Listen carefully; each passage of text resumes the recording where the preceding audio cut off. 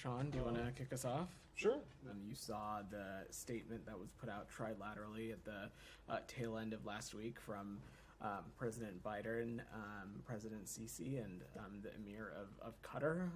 So this is something that we think, for all the reasons I've talked about before, is just so vitally important to the region.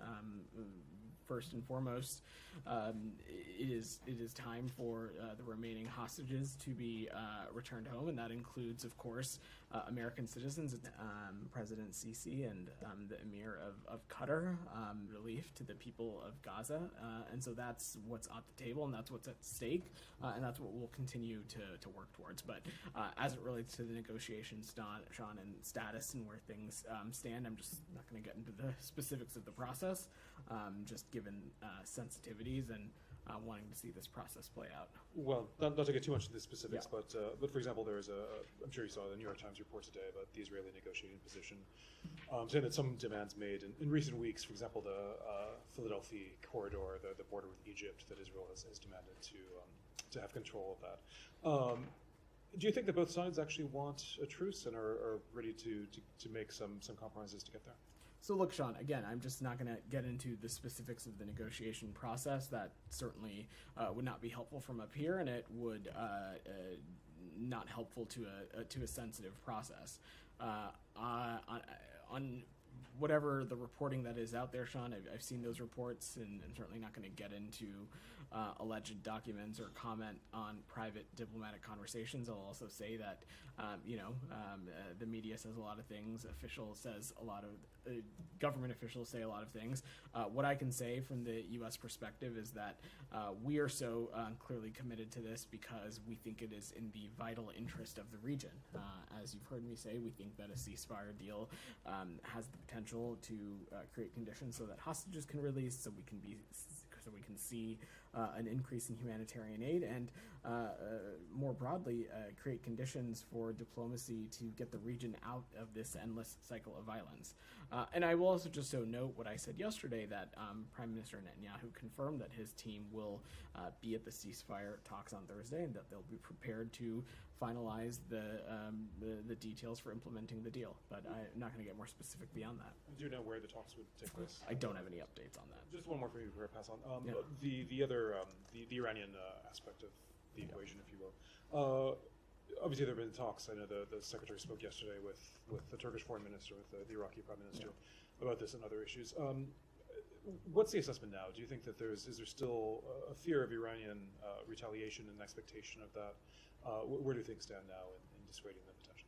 Thanks, Ron. So I don't want to speculate on what actions the Iranian regime might take, but I will say, as the Secretary has said repeatedly, no one benefits from any kind of retaliation. And what we've been engaged on is intensive diplomacy with allies and partners who are helping us communicate that message to the region, including directly to Iran. And a number of ways in which we're doing that is through, of course, some of the counterpart calls that you have seen the Secretary participate in over not just yesterday, but over the past 2 weeks now. We're also communicating this message directly to Israel, and also reiterating that our commitment to Israel's security is ironclad, and we'll continue to defend Israel against attacks from Iran and Iran-backed terrorist groups, just as we'll continue to defend American personnel. But everyone in the region should understand that further attacks only perpetuate conflict, instability, and insecurity for everyone. And so what we're focused on is intensively on de-escalation through diplomacy. Go ahead. Welcome. Thank you very much. First day. Thank you. Yeah. So is there any communication between the US and Iran at the moment? So I'm just not going to speak to private diplomatic conversations. What I can say is that we have been engaging with partners who are communicating that message directly to Iran. I'm not aware of any communication between the U.S. And do you expect them to hold off from any retaliation until after Thursday's talks? So, as I just said to Sean, I certainly don't want to speculate on any timeline. What I will say is that we have been stressing to allies, partners, like-mindeds, just how important it is that the parties not take steps that are going to perpetuate this conflict, that are going to lead to further instability and insecurity. No one benefits from any kind of retaliation, and so we want to not see any escalation or any attack take place in the first place. And you expect Hamas to be there? So we've seen the reports of what they have said as it relates to their participation. Our partners in Qatar have assured us that they will work to have Hamas represented. As I just said to Sean, it is far time for Hamas to release the remaining hostages, including the American citizens. But broadly, we fully expect these talks to move forward as they should. So regardless of whether they're there or not, the talks happen. So, as I said, Qatar has assured us that they will work to have Hamas represented there, and we fully expect these talks to move forward. Thank you. Shannon. So No, I'll come to Qatar you. has assured that they will work to have Hamas there, but it's still not guaranteed that Hamas will participate. A lot of members of the group have been saying that's because of reluctance that they perceive from Israel to commit to a deal, to implement a deal. Do you think that's the message the world should get from Hamas's lack of participation if things go forward as they stand, or is Hamas unwilling to commit to a deal? So I'm not going to get into the mind of Mr. Sinwar. Let me just say a couple things. First, this whole process started when President Biden in late May laid out a very clear proposal of the contours of a ceasefire deal that was very quickly endorsed by the G7, quickly endorsed by the UN Security Council, quickly endorsed by the Arab world, endorsed by Israel, and so on and so forth. We continue to believe that a ceasefire proposal in lines with that is achievable, and that's exactly why you saw President Biden, President Sisi, and the Qatari Emir put out that trilateral statement last week. It is imperative that these talks continue, that we get this process across the finish line because of what we believe it can achieve when it comes to the hostages being released, when it comes to humanitarian aid, and when it comes to greater diplomacy for the region. And I will just note again that in light of that trilateral statement, Prime Minister Netanyahu quickly confirmed that his team will be at the ceasefire talks on Thursday and that they'll be prepared to finalize the deals for implementing this. And simultaneously, our Qatari partners have assured us that they are working to ensure that there is Hamas representation as well. So we'll let this process play out, but we fully expect these talks to move forward as they should. And on the anticipated Iranian attack on Israel, do you still see a broad level of support among the coalition of particularly Middle Eastern countries that helped defend Israel in April, or do you think that has waned at this point? So I'm certainly not going to speak to other countries' efforts and how they might be adjusting or not adjusting any security posture they're taking. What I can say is that no one is naive about Iran's malign, destabilizing behavior, particularly through its proxies, particularly in the Middle East region. And what I can say on behalf of the United States is that we certainly won't hesitate to defend Israel as well as our personnel from not just attacks from Iran, but Iranian-backed proxies as well. Camilla. Thanks. A couple of questions about other figureheads that could create potential obstacles. Wall Street Journal reported that Sinwar had said through Arab mediators that if Israel's serious about negotiations and wants Hamas to participate in this week's talks, then they need to stop all military operations in Gaza. As you know, Hamas have made Sinwar their head of their political bureau, whatever that means. Are you guys taking what he says seriously? Do you see what he says as just bluster, or is it potential to? Does he have any kind of potential to stop Hamas's participation? How should we read So this? you saw the secretary speak to this last week in Annapolis with the appointment of Mr. Sinwar as Hamas's political bureau chief. From our point of view, that designation didn't change anything. Over the course of this whole process, over the course of this whole conflict, it has been clear to everyone that Mr. Sinwar continues to be the decision maker. And when it comes to the future of the Palestinian people, when it comes to the ability to alleviate some of the suffering and to alleviate some of the dire situations that we're seeing in the Gaza Strip, ultimately that is also up to Mr. Sinwar. In response to the trilateral statement that was put out last week, the Israelis have confirmed that they will have a team present ready to continue and carry forward these talks. It is imperative that Hamas do the same, because it is far time for these hostages to be released and to bring relief to the people of Gaza. And we fully expect these talks to move forward. As I said just a moment ago, our Qatari partners are also working to ensure that there is Hamas representation, and I will let the process play out. Okay, thank you. And then on Israel, you guys have a lot at stake all the time in the region, particularly this week.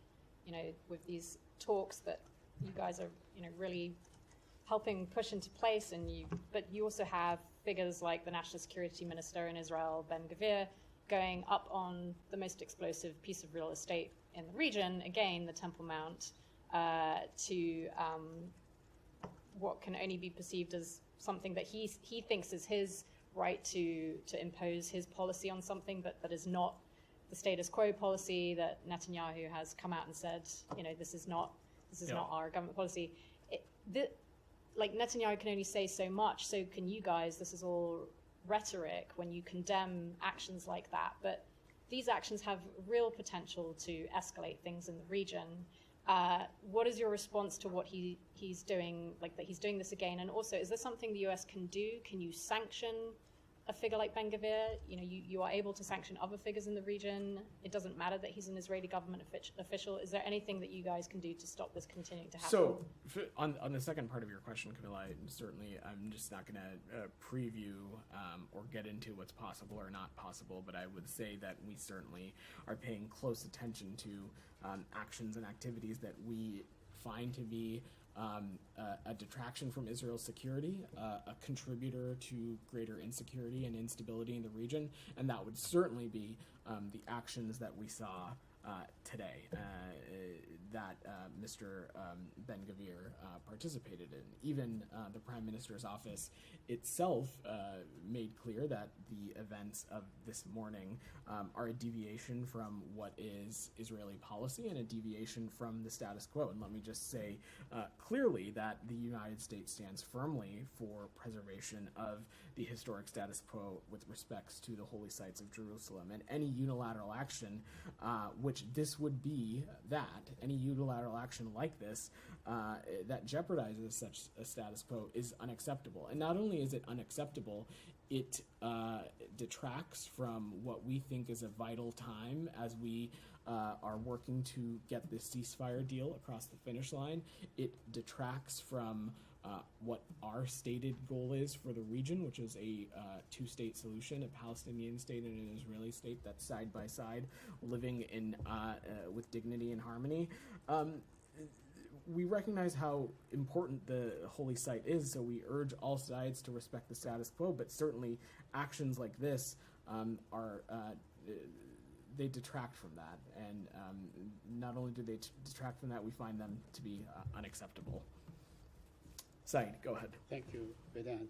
First, on the Secretary's trip, what does he hope to achieve this time around that he was not able to achieve in the past 8 trips? Well, Said, I don't have any travel for Secretary Blinken to preview at the moment. What I can say is that as it relates to the Middle East region, the Secretary is laserly focused and engaged on the region through calls with his counterparts, through calls with other leaders. He has been working the phones for the past number of weeks, continuing to echo the same message, which is we are close to getting this ceasefire deal across the finish line. It is vital for the release of the remaining hostages, including American citizens. It is vital for a surge in humanitarian assistance, which we believe will help alleviate the suffering that we're seeing in Gaza. And it is vital to help get this region out of this endless cycle of violence. He made that clear to a number of counterparts that he's spoken to in the past few days, and I expect those kinds of conversations and diplomacy to continue, Said, but I don't want to preview or get ahead of any potential travel. I know you talked about the attack on the Tabein school yesterday, but the Secretary General of the United Nations, Mr. Guterres, condemned in no uncertain terms what happened, the attack, the massacre of Tabi'in school. Would the United States do the same thing? Do you agree that such an act is thoroughly condemnable? Said, we of course mourn the loss of any civilian life, and over the course of this conflict, too many civilians have been killed. But also, as I said yesterday, the reason that we are even having this conversation is because Hamas continues to have a track record of not just using civilians as human shields, but co-locating itself among civilian infrastructure, co-locating itself among what normally would be facilities that have protected status, but when they become fronts for potential militant operations, certainly they have the possibility to lose their status. That does not minimize or diminish the moral and strategic imperative that our partners in Israel have to take every possible step to ensure that civilian casualties are minimized. Both of those things can be true. So do you have any evidence that actually militants were there at the Tabi'in school? As we said yesterday, Said, we have been in close touch with the IDF on this and continue to discuss with them. But I will also let them speak to their own military I understand, operations. but you know what you're saying that they have a track record, but that is dependent on what the Israeli army says, correct? This is their operation. I will let them speak to it.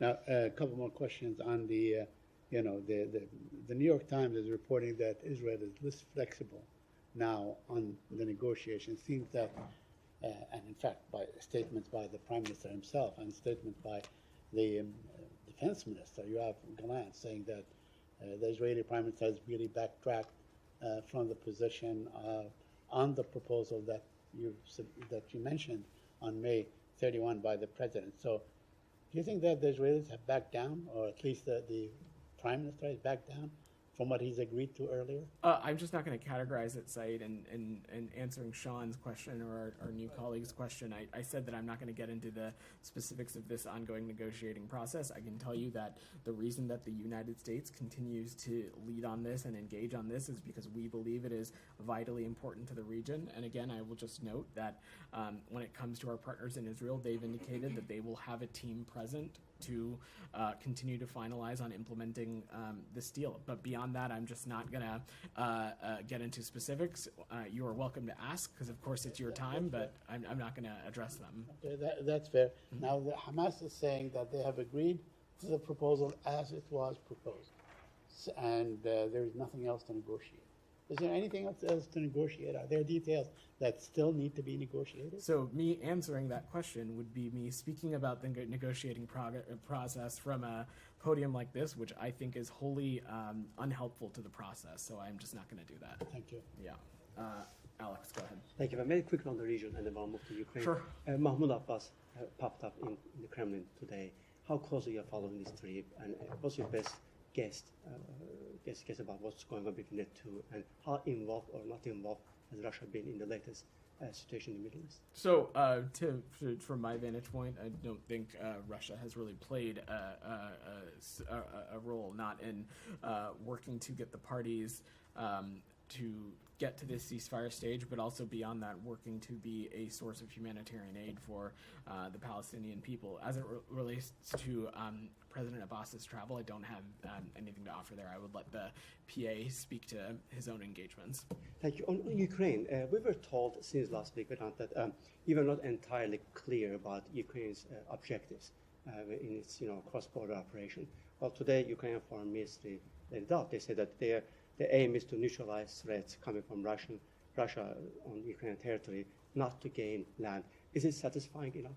So, Alex, it's not about anything being satisfactory or not. I think what we're talking about, and again, the only reason that you and I are even talking about this subject is that the only country at war in Ukraine is Russia. President Putin is the one who invaded Ukraine, and Ukraine is defending itself from that aggression. This has been Kremlin's war of aggression from the start against Ukraine, pure and simple. And I just want to reiterate what some others across the administration have said, which is that we're we're not engaged in any aspect or planning or preparation for this operation. I will let the Ukrainian military speak to their own operations, but our role and what we are focused on is supporting Ukraine be able to defend itself, which we believe is common sense, especially when it comes to defending itself against attacks or operations that may be immediately across the border. And so we will remain focused on ensuring that our Ukrainian partners have what they need to do that. There are reports that Putin pulled out from Ukraine today, basically to focus on homeland. Are you in a position to verify this? I'm just not going to speak to specific operational updates, Alex. This President Zelenskyy called on the bird to react to the latest situation in Zaporozhye. We have seen the video how Russian occupiers are turning fire in the area. Do you have any reaction? So, I mean, Alex, I think you and I have been talking about this, for who knows how many months now. But as I said in 2022 and 2023, any kind of violent military kinetic activity so close to a nuclear power plant certainly not only is it dangerous, but it creates the potential for enhanced risk, and that's something we certainly don't want to see. Now, I have one more in Iran, if I may. We have seen the mass. You got 4. I promise I'll come back final to you. one. Okay. Please come back to me. Okay. Nike, go ahead. Thank you. If we may switch to public health emergency, Sure. given the multinational outbreak of monkeypox, does the State Department has any plan to update its travel advisory with the new information? And what is the U.S. Message to travelers? So I don't have any updates on travel advisories, Sankey, but we are tracking closely on the spread of Mpox in Central Africa. We are pleased to see international leadership in this area. This year, I will note the United States has provided more than $17 million beyond our regularly programmed health assistance to support Mpox preparedness and response efforts in Central and Eastern Africa.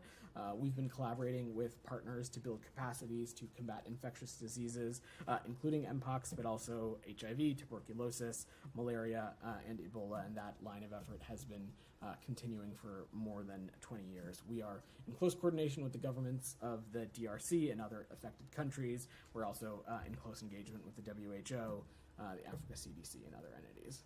Thank you. And a quick follow-up on Sudan peace talks. Yeah. Do you have any updates? Should we expect any virtual talks from SAF?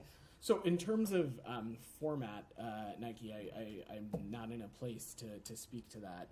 Unfortunately, though, the SAF yet have not agreed to participate in talks in Switzerland.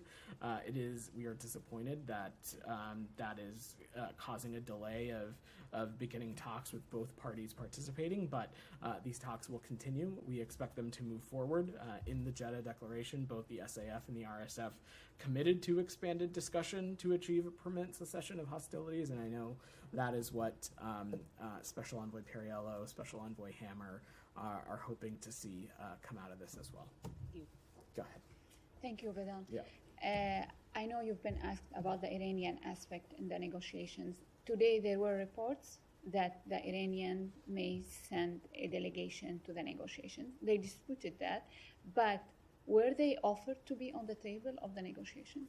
So I'm just not going to speak to the specifics of the negotiation process. It would, so I will just leave it at that. I don't want to get into the details. And on Hezbollah and Israel, should a retaliation happen now? If I know you are trying very hard to avoid an escalation, but if there is a response from Hezbollah, do you have a sense that Hezbollah or Israel understand the red lines, at least to not go on a wide-scale war? We are taking every possible effort to ensure that all relevant actors understand that any kind of activity that we think is going to cause further instability, insecurity, cause further escalation is wholly unhelpful, certainly at a time like this. I will also just note, though, that we, of course, stand ready to defend our partners in Israel and defend them from attacks from either Iran or Iranian proxies, but we are working around the clock. Secretary Blinken is, through engagement, through diplomacy, to try and de-escalate and try to ensure that something doesn't happen. But this is a process that we're working around the clock. One more question on Sudan. What outcome are you, aiming to achieve if the Sudanese army aren't on the table? So look, these talks will go forward without them. It is our hope that maybe they have a change in decision and they find a way to have a representative in Switzerland. We certainly would welcome that. But again, the ultimate goal here continues to be a cessation of hostilities nationwide. Thank you. DR, go ahead. Thank you, Vedant. Yeah. Going back to Secretary Blinken's phone call with the Iraqi Prime Minister. So was this call just to talk about concerns over the Iranian-backed groups in Iraq to attack the U.S. forces, or does the Secretary Blinken send any message to Iran through the Iraqi Prime Minister as they are enjoying a very good relations with Tehran? So the message was pretty clear in the readout. I don't have to get more. I don't have more specifics to offer than that. They spoke about a number of issues, including issues affecting the region, and a commitment that they both shared to doing whatever possible to send clear messages about de-escalation and not wanting to see any kind of conflict or violence spread or grow out of hand. And then last time when Secretary Blinken spoke with the Iraqi Prime Minister, they were discussing the protection of the U.S. forces in Iraq. But in less than 24 hours, the Iraqi militia groups attacked the U.S. forces in Iraq and injured 7 U.S. personnel in Al-Assad base. So do you trust the Iraqi government that they have the power to rein the militia groups to not attack the U.S. forces? Has the Secretary Blinken and the State Department shared this concern with the Iraqi government? So, look, first, let me just say broadly that, of course, we continue to believe that that the Iraqi government is a important partner in the region. But as we have said a number of times before, that they also have a role to play in helping hold, I should say, some of these malign proxy groups accountable. I will also just note that when it comes to the United States, we certainly won't hesitate to take appropriate action to hold those to account who may put our personnel in harm's way. Yeah, go ahead. Thank you. Yeah. I have a question on South Asia. Before that, I have one on the deadliest Israeli airstrike on Gaza. You talk about this in detail and express your concerns. But at the same time, it looks like you're also supporting the slaughter of innocents in the name of self-defense. New polls show that majority of Americans, especially the young Americans, disapprove Israeli actions in Gaza. How do you explain this to Americans? Because their taxpayers' money, U.S. government is providing bombs, small arms, and other forms of aid to Israel. So, and secondly, sir, how would you define the current policy of this administration, which is like keep expressing concerns and keep providing bombs? So first, I think I would just reject the overall premise of that question. I could not disagree with it more.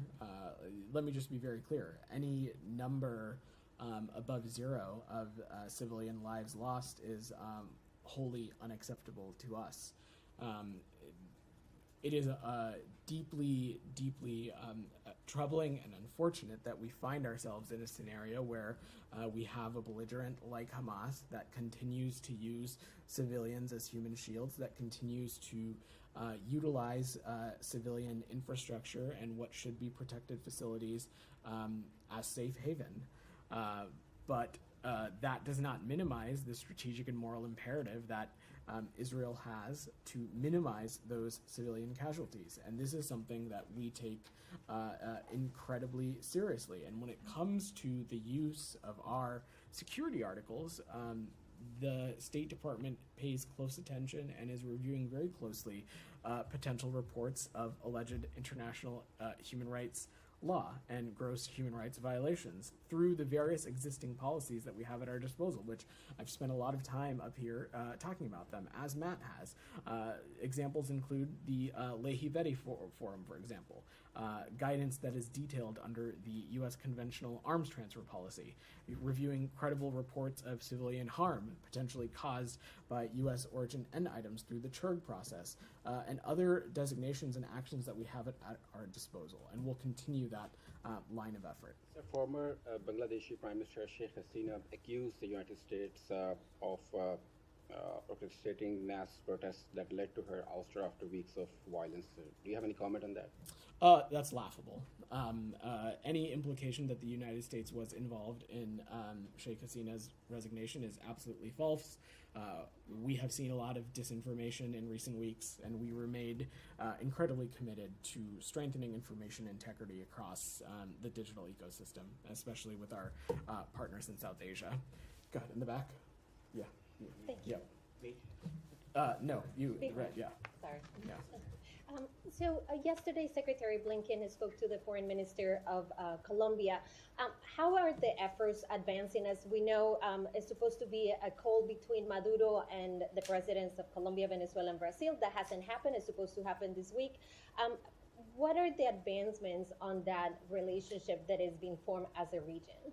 So I think first, one of the key things that the Secretary spoke about with the Foreign Minister was the topic of what we are currently seeing play out in Venezuela. And so 2 weeks after the elections in Venezuela, it has become abundantly clear, not just to the majority of Venezuelans, but the United States and a growing number of other countries, that Edmundo Gonzalez Urrutia received the most votes on July 28th, and Nicolas Maduro must accept it. More than 80% of the voting tally sheets published by civil society and the opposition and corroborated by independent observers, including the Carter Center, indicate that he received the most votes by an insurmountable margin. And so what we are focused on, the U.S., along with other international partners, including countries like Brazil, Colombia, Mexico, have called for transparency and called for the release of detailed vote tallies. And we urge Venezuelan parties to begin discussions to a peaceful transition back to democratic norms. And during the call, they talked about the role of the OAS, and as your statement reads, they wanted the region to speak with one voice and have the OAS as a central group. Is that possible? The Foreign Minister of Colombia released a statement just a few hours ago in which he says that he made clear the position of Colombia on the OAS, and we know that during the vote, the U.S.-led resolution with Uruguay and other countries failed to pass with 17 votes, and Colombia actually abstained. Is it possible to go back to the OAS to have a conversation? That is certainly that is our hope, and that is our goal, and that's what we hope to use the OAS as a vehicle for. And Brandon, finally, go ahead. just Haiti. Okay, go ahead. During the call, it was also Haiti. What is the role that Colombia will play? According to the Foreign Minister, they offer to help the United States in their efforts to stabilize Haiti. So I don't have any specifics to share beyond the readout. Look, Haiti continues to face dire insecurity, and certainly any country willing to play a productive role in helping with that would certainly be a welcome thing, but I will let the Colombians speak to their own engagement. Brian, go ahead. Thank you, Bill. Yeah. Yesterday, the department commemorated the 75th anniversary of the Geneva Conventions. It said, quote, the anniversary is a fitting occasion to reaffirm our commitment to respecting international humanitarian law.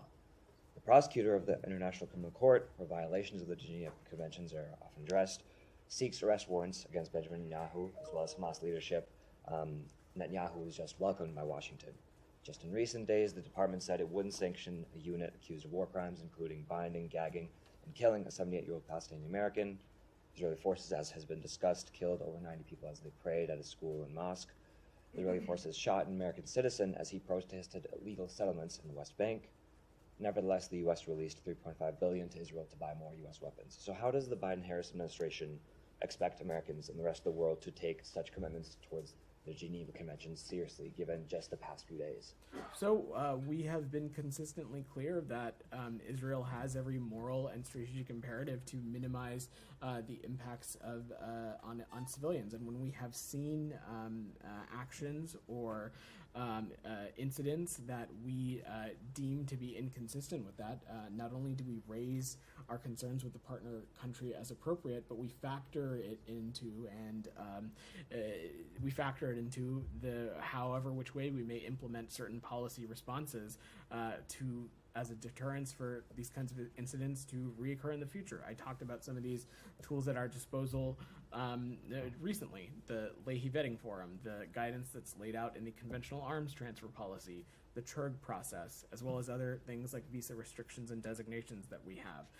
We urge Israel to thoroughly and transparently investigate reports of gross violations of human rights and take all appropriate action, and we'll continue to do that. So I know that the department and the U.S. issued certain statements mourning the loss of life from some of these killings, and you talk about deterrence. Just hours ago, 2 twins who were newborn were killed in Gaza with their mother and grandmother as their father went to collect their birth certificates. They're 4 days old, born into war, experienced only war, killed by war. How is the U.S. responding to this instance, given, again, this comes a day after the U.S. celebrated this week? I'm not going to speak to specific instances and incidents that happen. I will let the IDF speak to any operations they can take. I will say, just hearing this from your reporting, this is obviously incredibly heartbreaking. Again, Israel has every moral and strategic imperative to minimize civilian loss, but I don't have any of the other contours surrounding this operation, and I will let the IDF speak to that. Finally, just one, on a case that you do have contours for. It's now 197 days since Hindu Job was killed, her family members were killed, the medics that they were killed. What's the update on that? I don't have any updates for you. Go ahead. Thank you. I have a question related to Ukraine. There was a report on the Financial Times recently about a plan from Russia to strike Europe with nuclear missiles in case of an attack of NATO. So what is the position, or if you heard about this report from the Financial Times, and what would be, although, Europe and US support Ukraine, what is the position about it, and what would be the plan? I'm not fully familiar with this report, but let me just say that nuclear saber-rattling and rhetoric is something that we have seen the Russian Federation do time and time again, but we continue to believe that there is no reason for us to change our nuclear posture. If I can do a quick follow-up. The Ukraine militaries are about 40 miles inside the Russian territories. Is it still part of what President Biden believed that is good to be done, like use American weapons in Russia, or Ukraine is going too far right now? So there has been no change as it relates to our policy. As the president has said, we of course are supportive of efforts to disrupt operations that might be immediately across the border, but beyond that, there has been no change in policy, and I will let our Ukrainian partners speak to any operation of theirs. Go ahead. Yeah, thank you. Yeah. The U.S. ambassador to Mexico, Ken Salazar, has indicated that there's evidence, enough evidence, about how El Mayo Zambada was brought to the U.S. against his will. And the Mexican authorities are trying to question the U.S. authorities about the conditions of this arrest of El Mayo Zambada. They don't seem to have any answer, or not the answers they're expecting. Are you cooperating with the Mexican authorities to respond to those questions about the Mayo Zambada arrest? First, let me just say that I will defer to the Department of Justice and let them speak to the situation in more context and more detail, but we continue to have deep cooperation with the government of Mexico under the bicentennial security framework, working together to dismantle criminal networks, and I can confirm that there was no law enforcement operation conducted in Mexico. Can I follow up? I have to wrap soon, so I want to get to a couple more people. Go ahead. Thank you, Vedant. A few questions, if I can. First of all, the Iranian mission at the UN said last week that they do have direct line of communication and are talking to the Americans. Are they wrong? I'm just not going to, I will let them offer any clarification to what they're saying. So there is a clarification, they should offer a clarification? I just don't have any comment to offer. What I can say is that we don't have any direct communication with the Iranian regime. The messages that we are sending is through other countries and allies partners, and we are continuing to stress the importance of de-escalation and not partaking in any activity that would be construed as destabilizing or causing greater insecurity. Thank you. And following on from that, it appears that certainly the reporting is suggesting that the Iranians are now putting are now suggesting that any retaliation will be dependent on the success or otherwise of the talks this week, the ceasefire talks. How does that change the framing of Thursday from your perspective? It doesn't, and I think I've answered this question a couple of times already. So I'm happy for people to tune in, but when you are asking the same questions as your colleagues ask, you're kind of wasting their time. Okay, so I'm going to stop. Can I just Thanks, offer everybody. one more about the? Thank you, everybody. I have a hard out today.